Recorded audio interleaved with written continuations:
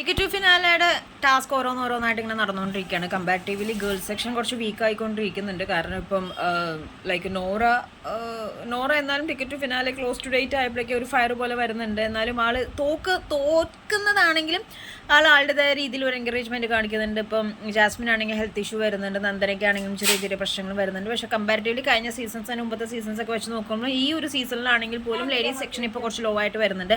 അപ്പോൾ പറഞ്ഞു വരുന്നത് നമ്മുടെ ജിൻഡോയും നന്ദുമായിട്ട് നല്ല അടി നടക്കുന്നുണ്ട്. കാരണം ഐ അപ്രീഷിയേറ്റ് നന്ദന. കാരണം രണ്ടും കൽപ്പിച്ച് ജിൻഡോന്റെ അടുത്തേക്ക് ഇപ്പോൾ കഴിഞ്ഞ സീസണിലേക്കാണെന്നുണ്ടെങ്കിൽ പോലും മിഥുൻ്റെ അടുത്തേക്ക് ഇറങ്ങുമ്പോൾ നമുക്കൊരു ടെൻഷനായിരുന്നു. കാരണം മിഥുൻ്റെ അടുത്ത് നിന്ന് കഴിഞ്ഞിട്ടുണ്ടെങ്കിൽ ഇടി കിട്ടിക്കഴിഞ്ഞാൽ ഇതാ. അപ്പം നമുക്ക് എല്ലാവർക്കും മിഥുൻ്റെ അടുത്തേക്ക് ഇറങ്ങുമ്പോൾ ചെറിയൊരു ടെൻഷനായിരുന്നു. പക്ഷെ ഇതേപോലെ തന്നെ ജിൻഡോന്റെ അടുത്തേക്ക് പോകുമ്പോൾ ഒരു ടെൻഷൻ അല്ലെങ്കിൽ ആ ഒരു മസിൽ പവർ വെച്ചിട്ട് ആ ഒരു പേടിയൊന്നും ഇല്ലാതെ എന്ത് ചെയ്തു നമ്മുടെ നന്ദന നല്ല രീതിയിലേക്ക് ഇറങ്ങി. പക്ഷേ എനിക്ക് ജിൻഡോന്റെ നാക്കും ഇഷ്ടമായി. കാരണം എന്ന് വെച്ചിട്ടുണ്ടെങ്കിൽ ആ സ്പോഞ്ച് എടുക്കുന്ന സമയത്ത് ചാക്കിന്റെ ഉള്ളോട്ട് നന്ദന എന്ത് ചെയ്തു, ചാക്കിന്റെ ഉള്ളോട്ട് കൈ അങ്ങ് കയറ്റി കൊടുത്തു.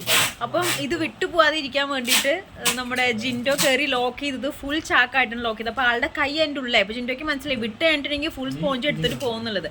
ബിഗ് ബോസ് 2 വർഷം വാണിങ്ങും കാര്യങ്ങൾ കൊടുത്തു. ഇത് വീണയുടെ മിഷ്ലോകം എന്നുള്ള രീതിയിൽ നന്ദന കയറിയിട്ട് കൈ കയറി പിടിക്കുന്നു, കൈ വിട് എന്നൊക്കെ പറയുന്നുണ്ട്. ആക്ച്വലി കയ്യിലല്ല പിടിച്ചിരിക്കുന്നത്, കൈ ചാക്കിൻ്റെ ഉള്ളിലായിട്ട് ചാക്ക് വെച്ചിട്ടാണ് ലോക്ക് ചെയ്തേക്കണത്. ആൾ അതിൻ്റെ ഉള്ളിൽ ഇട്ടേക്കണ കാരണം കൈ ലോക്കായി പോയതാണ്. ശരിക്കും കൈയുമല്ല ജിൻഡോ തൊട്ടിരിക്കുന്നത്. പിന്നെ അവരെല്ലാവരും പറഞ്ഞ് സംസാരിച്ച് അത് ഊരി എടുത്തുന്നുണ്ട്. ജിൻഡോ പറയുന്നുണ്ടായിരുന്നു നിന്റെ അഭ്യാസം നിന്റെ അടുത്ത് എടുക്കാൻ നിൽക്കണ്ട എന്നുള്ളത്.